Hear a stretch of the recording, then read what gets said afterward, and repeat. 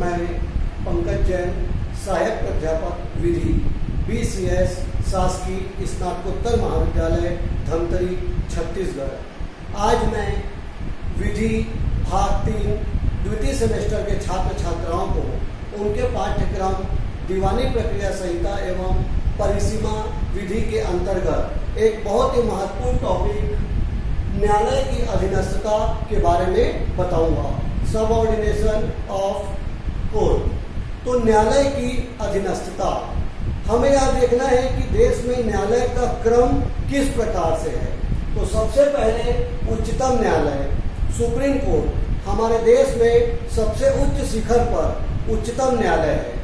उच्चतम न्यायालय न केवल संविधान का संरक्षक है वरन नागरिकों के मूल अधिकार का भी संरक्षक है।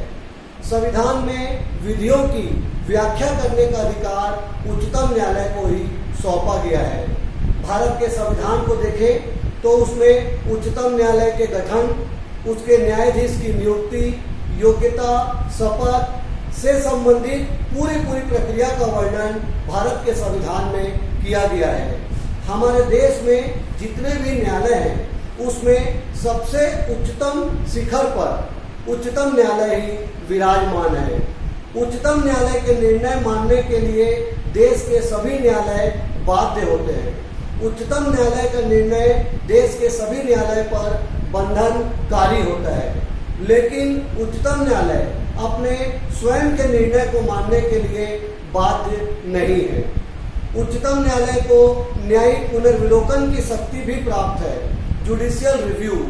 उच्चतम न्यायालय अपने द्वारा दिए गए निर्णय पर पुनर्विलोकन कर सकता है।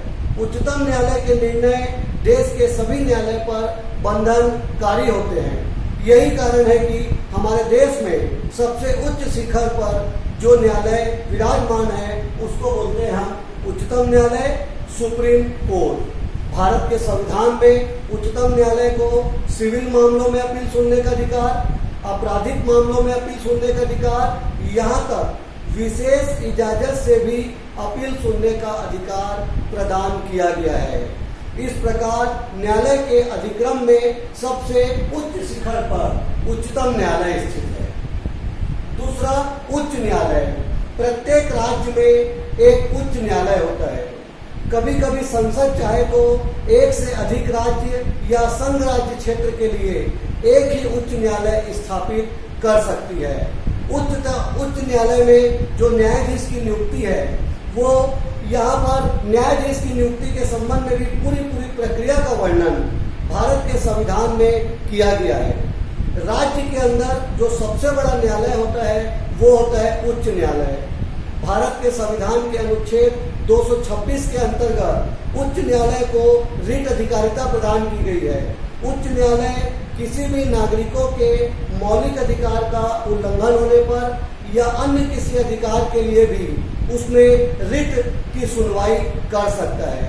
इस प्रकार एक राज्य के अंदर जितने भी न्यायालय होते हैं सभी उच्च न्यायालय के अंतर्गत आते हैं, क्योंकि राज्य के अंतर्गत सबसे बड़ा न्यायालय जो होता है वो उच्च न्यायालय ही होता है, हाई कोर्ट। इस प्रकार न्यायालय के अधिक्रम में सबसे उच्च शिखर पर पहला स्थान उच्चतम न्यायालय, दूसरा उच्च न्यायालय और तीसरा आता है अधीनस्थ न्यायालय, सबऑर्डिनेट कोर्ट। अधीनस्थ न्यायालय जो होते हैं उच्च न्यायालय के अधीनस्थ होते हैं, जिसमें पहला एक जिला न्यायालय होता है।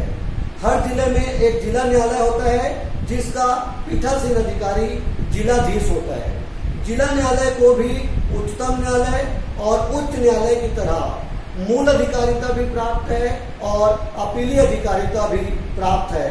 अतः एक जिले के अंदर जो सबसे बड़ा न्यायालय होता है उसको हम बोलते हैं जिला न्यायालय। उसके बाद जिला न्यायालय के अंतर्गत ही अतिरिक्त जिला न्यायाधीश का न्यायालय होता है, सिविल जज सीनियर डिवीजन का न्यायालय होता है, सिविल जज जूनियर डिवीजन का न्यायालय होता है और उसके बाद जो बहुत ही छोटे छोटे मामले की सुनवाई करने के लिए एक न्यायालय होता है जिसको बोलते हैं लघु वाद का न्यायालय।